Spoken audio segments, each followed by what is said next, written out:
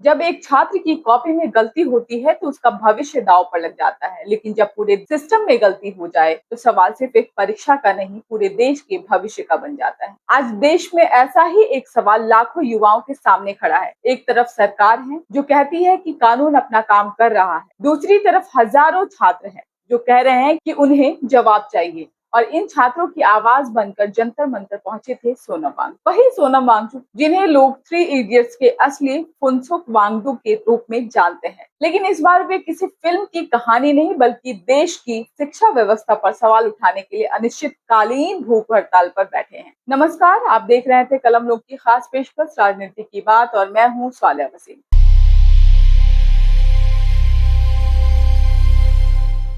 आज समझेंगे कि आखिर कॉकरोच जनता पार्टी यानी सीजेपी है क्या, यह आंदोलन क्यों शुरू हुआ, सोनम वांगचुक इससे कैसे जुड़े, 18 जुलाई को ऐसा क्या हुआ जो उन्हें जबरदस्ती जंतर मंतर से अस्पताल ले जाया गया, अरविंद केजरीवाल समेत कई नेताओं ने क्या कहा और आखिर संसद मार्च तक बात क्यों पहुंची और कैसे पहुंची। कॉकरोच जनता पार्टी यानी सीजेपी कोई पारंपरिक राजनीतिक पार्टी नहीं है, बल्कि युवाओं का एक जन आंदोलन है। इसकी शुरुआत प्रतियोगी परीक्षाओं में बार बार सामने आए पेपर लीक, भर्ती में देरी, बेरोजगारी और शिक्षा व्यवस्था में जवाबदेही की मांग को लेकर हुई। बाद में यह आंदोलन देश भर के युवाओं की आवाज बनता चला गया। आंदोलन का नेतृत्व अभिजीत दीपके कर रहे हैं। कॉकरोच नाम भी प्रतीकात्मक है। आंदोलनकारियों का कहना है कि युवाओं के लिए इस्तेमाल किए गए अपमानजनक शब्द को उन्होंने विरोध की पहचान बना दी। सीजेपी की मुख्य मांगे हैं शिक्षा व्यवस्था में जवाबदेही तय हो, प्रतियोगी परीक्षाओं में पारदर्शिता आए, पेपर लीक मामलों में सख्त कार्रवाई हो, प्रभावित छात्रों और परिवारों को न्याय मिले और केंद्रीय शिक्षा मंत्री धर्मेंद्र प्रधान इस्तीफा दे। आंदोलन को सबसे बड़ा नैतिक समर्थन तब मिला जब शिक्षा सुधारक और सामाजिक कार्यकर्ता सोनम वांगचुक जंतर मंतर पहुंचे और अनिश्चितकालीन भूख हड़ताल शुरू की। उन्होंने कहा कि यह लड़ाई किसी एक परीक्षा की नहीं बल्कि आने वाले पीढ़ियों के भविष्य की है।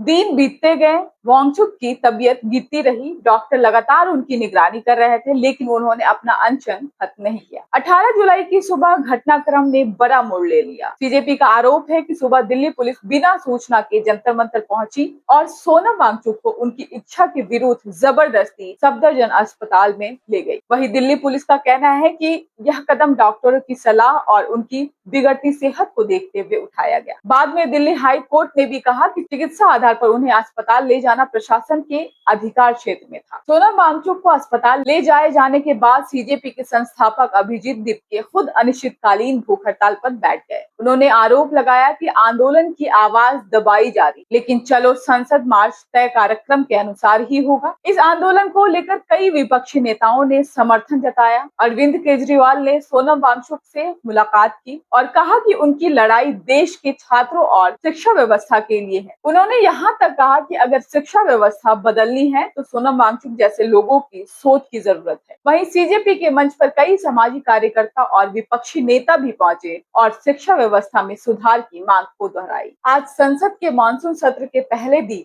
सीजेपी के चलो सांसद मार्च को लेकर दिल्ली में सुरक्षा व्यवस्था अभूतपूर्व रही। जंतर मंतर और संसद मार्ग के आसपास धारा 163 लागू की गई, कई रास्तों पर बैरिकेडिंग की गई और काफी पुलिस बल, आरएएफ, वाटर कैनन तथा दंगा नियंत्रण वाहन तैनात किए गए। दिल्ली पुलिस ने साफ कहा है कि संसद मार्च की अनुमति नहीं दी गई थी, इसलिए बिना अनुमति आगे बढ़ने की कोशिश करने वालों के खिलाफ कानून के अनुसार कार्रवाई की जाएगी। इसके बावजूद हजारों छात्र, युवा और समर्थक जंतर मंतर पहुंचे और संसद की ओर बढ़ने की कोशिश की। कई जगह पुलिस और प्रशासनकारियों के बीच धक्का मुक्की हुई, कुछ प्रदर्शनकारियों पर लाठी चलाई गई, जबकि दिल्ली पुलिस ने बल प्रयोग के आरोप से इनकार किया और कहा कि स्थिति को पेशेवर तरीके से संभाला गया है। उधर सोनम वांगचुक अस्पताल में भर्ती होने के कारण मार्च में शामिल नहीं हो सके। उनकी पत्नी गीतांजलि आंगमो ने घोषणा की कि वे प्रतिनिधि के रूप में संसद मार्च को नेतृत्व करेंगी। उन्होंने कहा यह सिर्फ सोनम वांगचुक की नहीं बल्कि देश की लाखों युवाओं की आवाज है। अस्पताल से जारी